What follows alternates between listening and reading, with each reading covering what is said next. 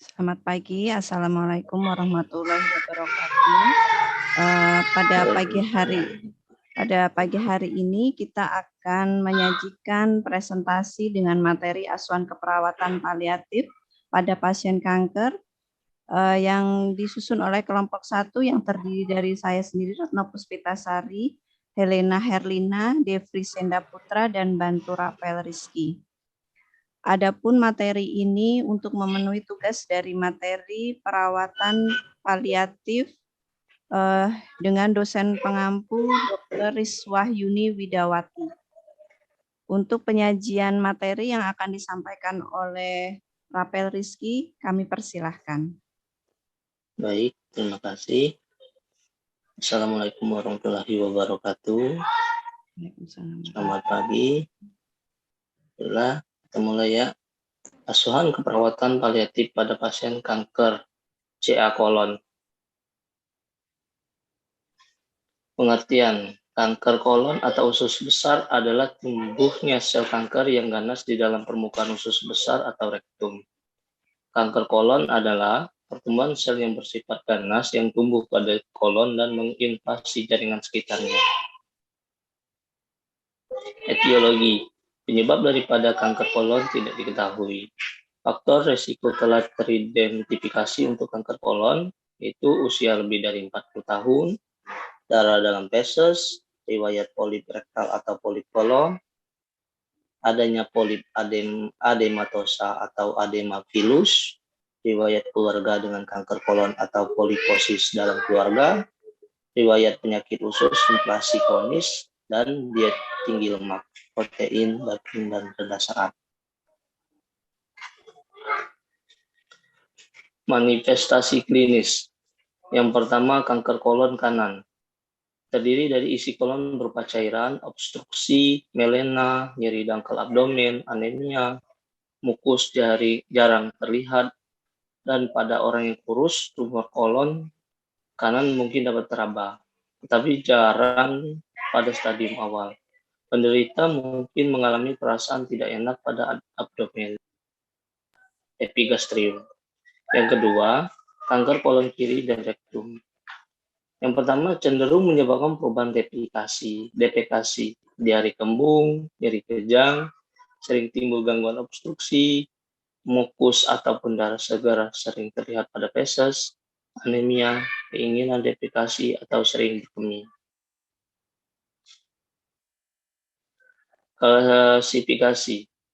Klasifikasi kanker kolon dapat ditentukan dengan sistem TNM. T tumor, N kelenjar getah bening regional, M jarak metastase. T tumor primer. Tu tidak ada tumor. TI invasi hingga mukosa atau submukosa. T2 invasi ke dinding otot. T3 tumor menembus dinding otot, dan N kelenjar limfa. N0 tidak ada metastase. N1 metastasis ke kelenjar regional unilateral. N2 metastasis ke kelenjar bilateral. N3 metastasis multiple ekstensif ke kelenjar regional. Dan M metastasis jauh. MO tidak ada metastasis jauh. MI ada metastasis jauh.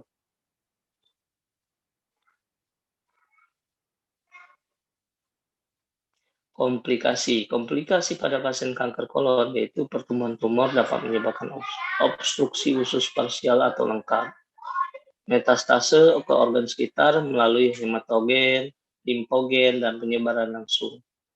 Pertumbuhan dan ulcerasi dapat juga menyerang pembuluh darah sekitar kolon yang menyebabkan hemoragi. Perforasi usus dapat terjadi dan mengakibatkan pembentukan abses. Peritonitis dan atau sepsis dapat menimbulkan shock, pembentukan abses.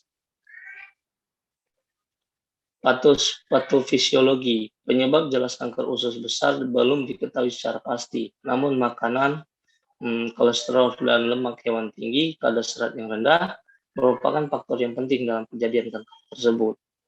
Munculnya kanker kolon biasanya dimulai sebagai polip jinak yang kemudian dapat menjadi ganas dan menyusut, serta merusak jaringan normal dan meluas ke dalam struktur sekitarnya.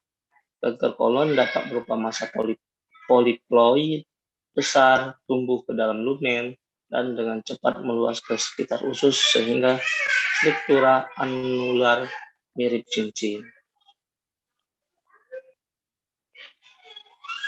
Adapun pemeriksaan penunjang. Yang pertama, pemeriksaannya dengan menggunakan endoskopi. Pemeriksaan endoskopi perlu dilakukan baik igmodoskopi maupun kolonoskopi. Yang kedua, radiologi. Pemeriksaan radiologi yang dapat dilakukan antara lain adalah foto dada dan foto kolon. Kita disebut barium enema. Yang ketiga, ultrasonografi atau USG. Yang keempat, histopatologi atau yang disebut biopsi digunakan untuk menegakkan diagnosis. Yang kelima, laboratorium. Yang keenam, scan. 7, biopsi atau aspirasi eksisi jarum. Penata laksanaan medis. Yang pertama adalah pembedahan operasi. Pembedahan adalah tindakan primer untuk kebanyakan kanker kolon dan rektal. Yang kedua, penyinaran radioterapi. Yang ketiga, kemoterapi. Yang keempat, penata laksanaan keperawatan. Dukungan adaptasi dan kemandirian meningkatkan kenyamanan, mempertahankan fungsi fisiologis optimal, mencegah komplikasi, memberikan informasi tentang proses, kondisi penyakit, atau prognosis. Yang kelima, penata laksanaan diet. Cukup mengonsumsi serat, menghindari makanan yang mengandung lemak jenuh dan kolesterol tinggi, terutama yang terdapat pada daging.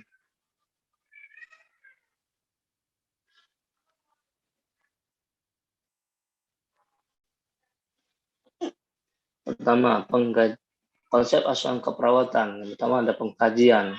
Kajian sini disertai dengan identitas pasien, riwayat kesehatan sekarang, riwayat kesehatan dulu, riwayat kesehatan keluarga, pemeriksaan fisik atau head to toe, dan pemeriksaan penunjang. Diagnosa keperawatannya yang pertama nyeri kronis berhubungan dengan infiltrasi tumor. Yang kedua, keletihan berhubungan dengan kondisi fisiologis penyakit terminal. Yang ketiga, defisit nutrisi berhubungan dengan ketidakmampuan mengabsorpsi nutrien. Yang keempat, resiko infeksi berhubungan dengan efek prosedur invasif. Intervensi. Yang pertama, diagnosa perawatan nyeri kronis berhubungan dengan infiltrasi tumor. Keluaran, tingkat nyeri, keluhan nyeri menurun, gelisah menurun, ketegangan otot menurun. Intervensi, manajemen nyeri, observasi. Yang pertama, identifikasi, lokasi, karakteristik, durasi, frekuensi, kualitas, dan kuantitas nyeri. Yang kedua, identifikasi skala nyeri. Yang ketiga, identifikasi faktor yang memperberat dan memperingan nyeri. Yang ketiga, monitor efek samping penggunaan analgesik. Yang setelah itu terapeutik. Yang pertama, berikan teknik non farmakologis untuk mengurangi rasa nyeri. Itu disebut hipnosis, terapi musik, dan lain-lain. Yang kedua, fasilitas istirahat dan tidur edukasi. Jelaskan strategi meredakan nyeri, jelaskan penyebab, periode, dan pemicu nyeri. Kolaborasi pemberian analgesik jika perlu. Yang kedua, diagnosis keperawatan keletihan berhubungan dengan kondisi fisiologis penyakit terminal. Tingkat keletihan, verbalisasi kepulihan energi meningkat, kemampuan melakukan aktivitas rutin meningkat, pola istirahat membaik. Observasi. Identifikasi gangguan fungsi tubuh yang mengakibatkan kelelahan. Monitor pola dan jam tidur terapeutik. Sediakan lingkungan nyaman dan rendah stimulus. Atau misalnya cahaya, suara, atau kunjungan. Edukasi, anjurkan tidak baring, anjurkan melakukan aktivitas secara bertahap, kolaborasi dengan ahli gizi tentang cara meningkatkan asupan makanan.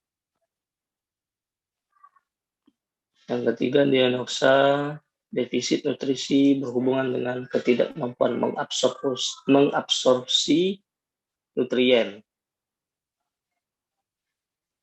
Kemudian porsi makan yang dihabiskan meningkat, perasaan cepat kenyang menurun, nafsu makan membaik. Observasi, identifikasi status nutrisi, identifikasi makanan yang disukai, monitor asupan makanan. Identifikasi perlunya penggunaan selang NGT. Terapeutik, sajikan makanan secara menarik dan suhu yang sesuai. Berikan makanan tinggi serat untuk mencegah konstipasi. Berikan makanan tinggi kalori dan tinggi kalori. Berikan suplemen makanan jika perlu. Edukasi, ajarkan diet yang diprogramkan. Kolaborasi, pemberian medikasi sebelum makan, misalnya pereda rasa nyeri, antiemetik. Kolaborasi dengan ahli gizi untuk menentukan jumlah kalori dan jenis nutrien yang dibutuhkan. Terima kasih. Assalamualaikum warahmatullahi wabarakatuh. Demikian presentasi dari kelompok kami, kelompok 1. Untuk kekurangannya kami mohon minta maaf. Terima kasih. Assalamualaikum warahmatullahi wabarakatuh.